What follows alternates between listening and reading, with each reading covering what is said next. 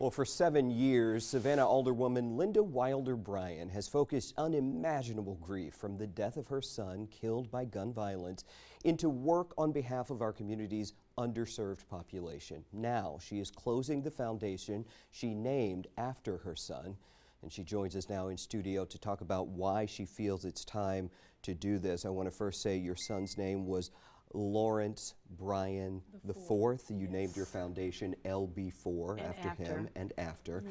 Let's talk about your decision to close the foundation. You say it's because the Georgia Supreme Court ruled about the sentencing for your son's killer, right? Yeah. Well, I just like to say, first of all, that I didn't do this by myself. Lawrence was there, his father, Lawrence Bryan III.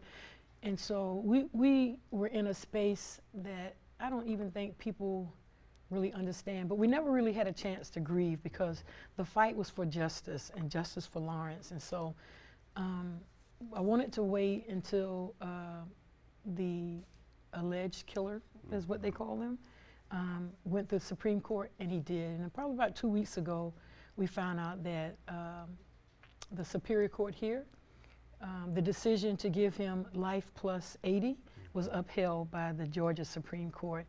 And so not only did we get justice, we got to do a lot of things in this community in his name. You know, we wanted to fight for justice, and I think that it's time to turn the page. I don't want to continue to have Lawrence's name aligned with pain and suffering, because that's what it caused. And as a mother, we opened this, Lawrence and I, we opened this opportunity to share with people our grief that was prevailing in our community. And so we didn't get a roadmap, and we just did all the things that God led us to do. And you said you didn't want to be activist Linda Wilder-Bryan anymore. You want to live in your grief. Yeah. Talk about that. Well, you know, when you're trying to fight stuff, you got to stay focused. And every day was like a fight. What do I do next? What can I think of, you know? And in the process, we never had a chance. We have die-ins and going to the Capitol with Moms Demand Action. The ladies here who are just awesome.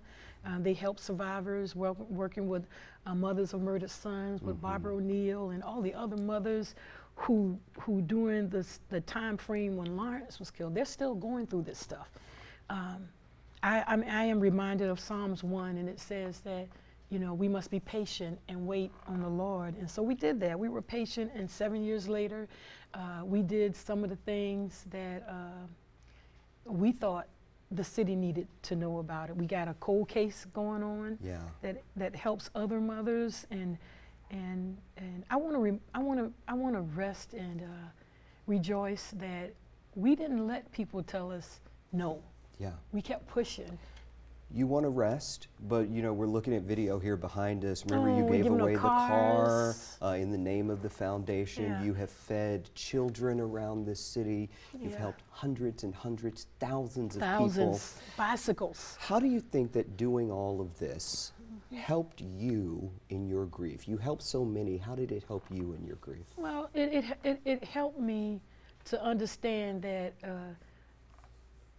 in spite of all the loss, God is still amazing, and He still was able. I have 2 other daughters, and I need to put some time in them. They were patient. They've told me, Mom, just stop. And Mom couldn't stop because I wanted people to know that Lawrence's life was just not about death. He was, we grew up in the Catholic Church. He was an altar boy. He loved chess. He was smart, you know, and he was just a fun person to be around. So I want to now give other mothers an opportunity to do the same thing that we did. We gave them a roadmap. They don't have to use the same roadmap, but it worked for us.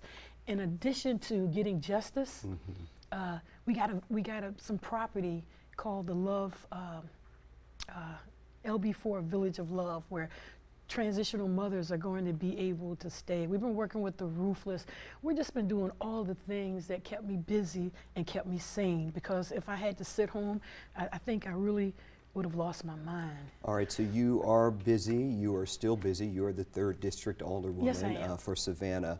Very quickly, talk a little bit about how that work is keeping you busy, but it allows you to continue to help others, right? Yeah, the whole thing about grieving, everybody does it different. Some people shut down, some people move on, and then some people fight. And I fought all my life when Lawrence was alive.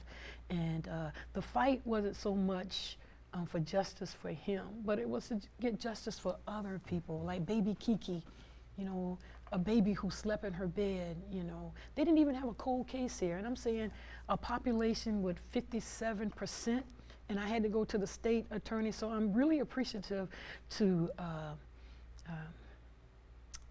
Chief Lumpkins, right? He left, but we were able to get a cold case. Well, some of those cases were icicles, but we wanted to tell mothers, other mothers, not just me, but other mothers like Brenda Johnson and Michelle Pastors and Samaria Scott, you know, all those mothers whose cases have gone through this.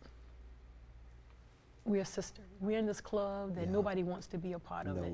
And so they continue to fight. My fight is with them, going to trials and sitting with them and going through this process and holding on to each other. But I tell you, it's just time for me to take care. I have a 90-year-old mother. And you got to tend to your business. Yes. Well, I want to thank you for having this conversation with us.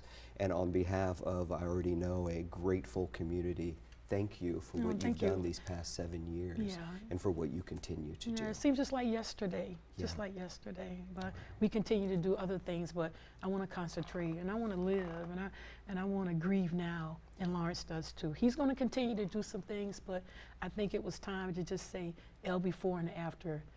Peace for you and peace for your parents who have been just working tirelessly, not just for Lawrence, but for other people who have lost sons and grandsons and uncles and brothers, and thank you. Thank you. We'll leave it at that. I appreciate you coming by. Thank you. Thank you.